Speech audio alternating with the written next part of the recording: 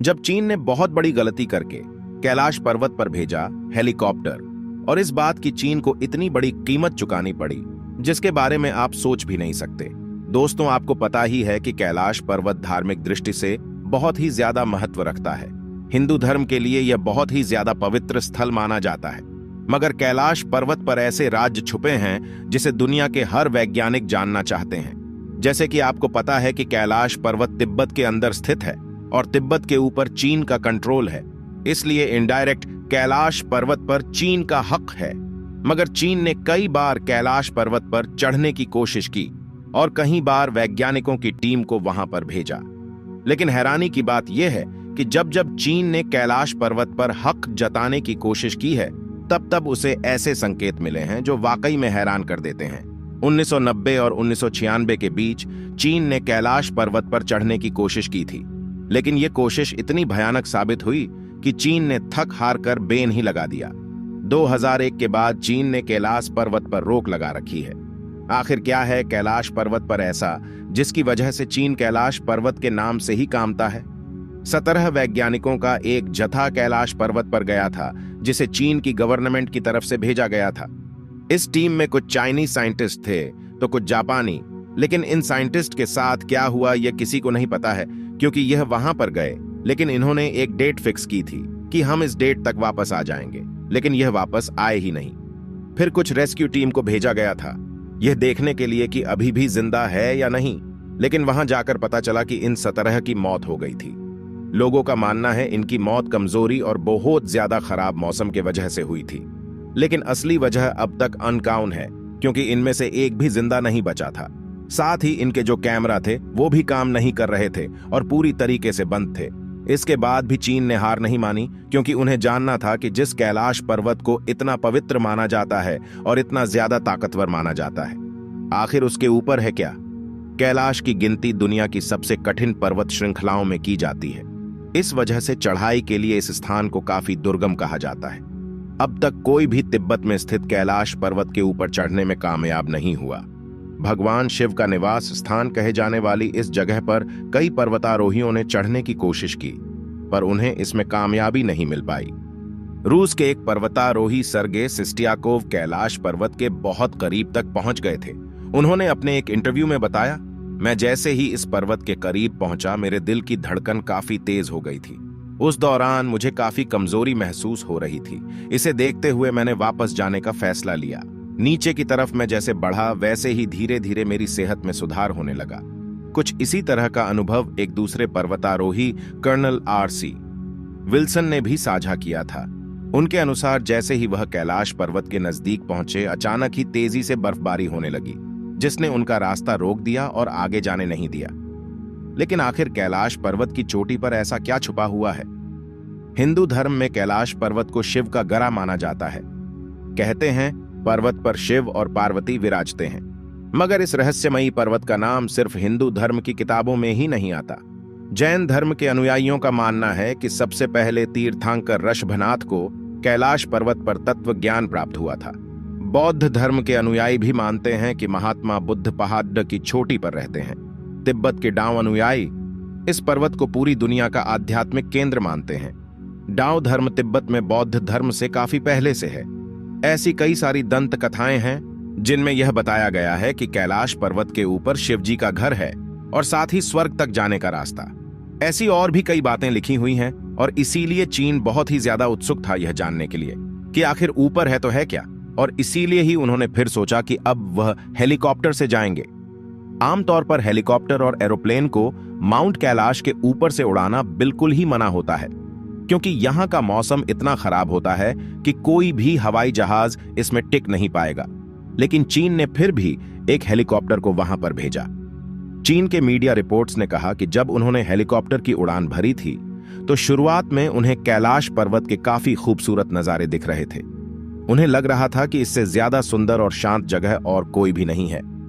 इनके साइंटिस्ट्स का कहना था कि अगर यह सफर ऐसे ही चलता रहा तो उन्हें किसी बात की चिंता नहीं है, लेकिन इनको ये बात नहीं पता थी कि यह तूफान आने के पहले की शांति है, क्योंकि जिन नजरों का यह मजा ले रहे थे वह मजा चुटकियों में इनके लिए सजा बन गई थी। क्योंकि थोड़ी ही ऊंचाई पर जाने के बाद कैलाश पर्वत के वातावरण में बहुत ही ज्यादा बदलाव आने लगे थे। उनका कहना था कि वह जब जमीन पर देख रहे थे तो हर जगह पर हिमस्खलन आ रहे थे। ये हिमस्खलन बहुत ही ज्यादा बड़े थे।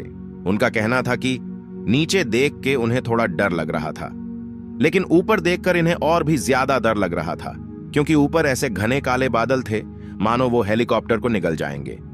जैसे ही यह और ज्यादा ऊंचाई पर गए तो हर जगह पर बिजली कड़कने लगी और काफी जोर की बर्फबारी होने लगी। इतने ऊपर ऑक्सीजन लेवल भी बहुत ज्यादा कम होता है, जिसके चलते इंजन भी अच्छे से काम नहीं कर रहे थे और हवा का प्रेशर इतना ज्यादा था कि हेलीकॉप्टर को कंट्रोल करना बहुत ज्यादा मुश्किल हो गया था।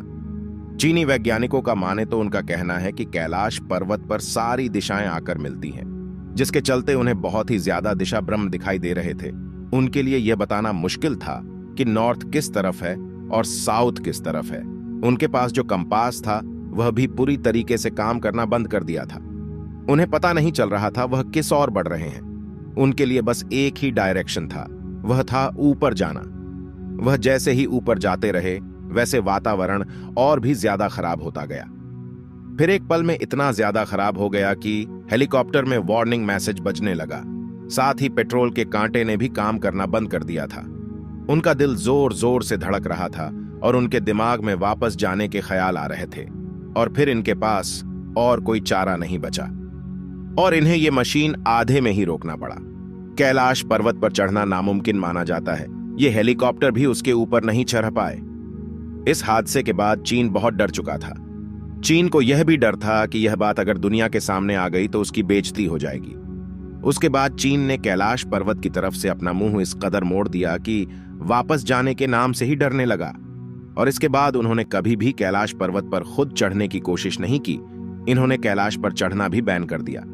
लेकिन इन्होंने और एक बार आखिरी कोशिश करने का सोचा और दुनिया के 4 सबसे बेहतरीन माउंटेन क्लाइंबर्स को बुलाया और उन्हें यह मिशन दिया कि तुम्हें कैलाश पर्वत के ऊपर चढ़ना है। इन चारों ने सोचा कि कैलाश पर्वत के एकदम ऊपर जाने से बस थोड़ी नीचे एक जलधारा बहती है और इनका प्लान वहां तक पहुंचने का ही था।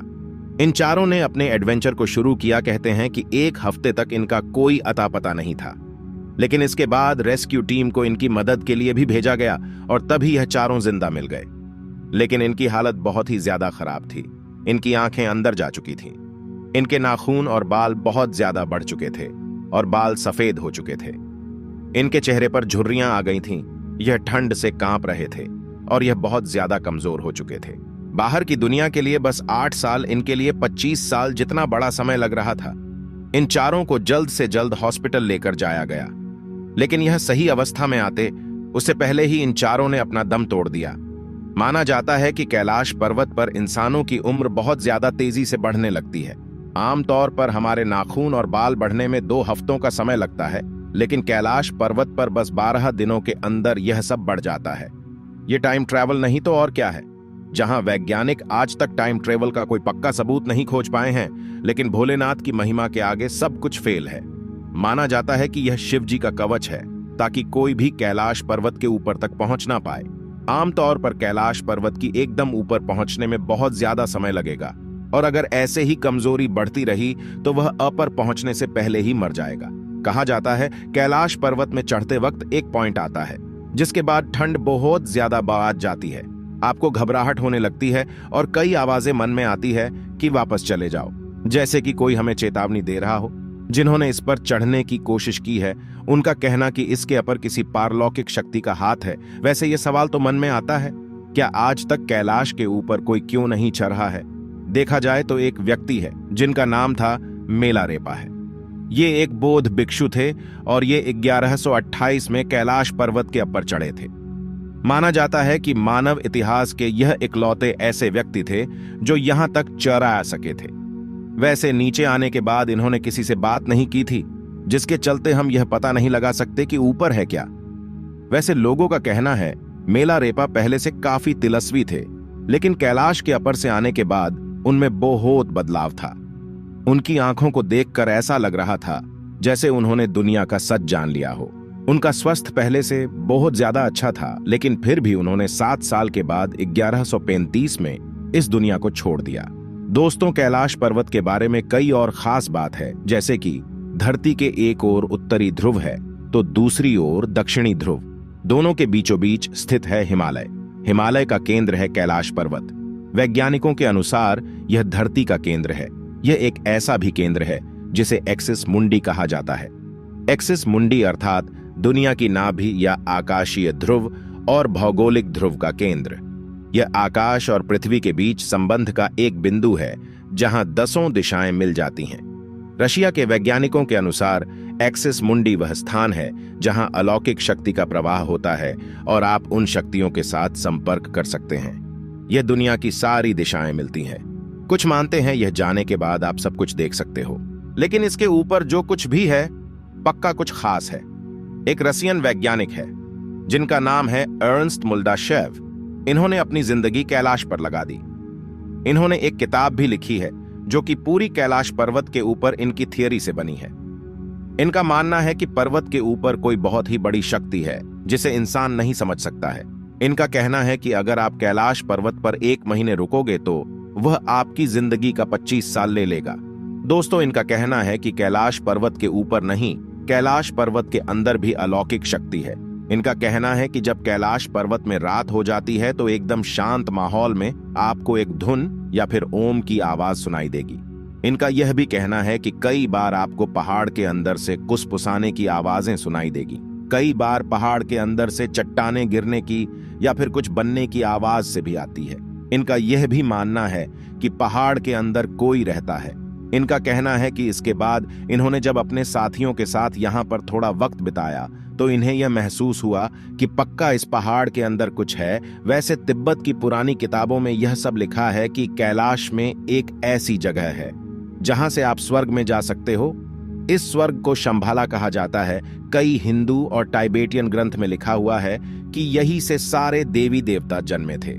और यह भी माना जाता है कि कृष्ण भगवान का जो आखिरी अवतार होगा, जो इस दुनिया से पाप का नाश करेगा, वो यही से आएगा।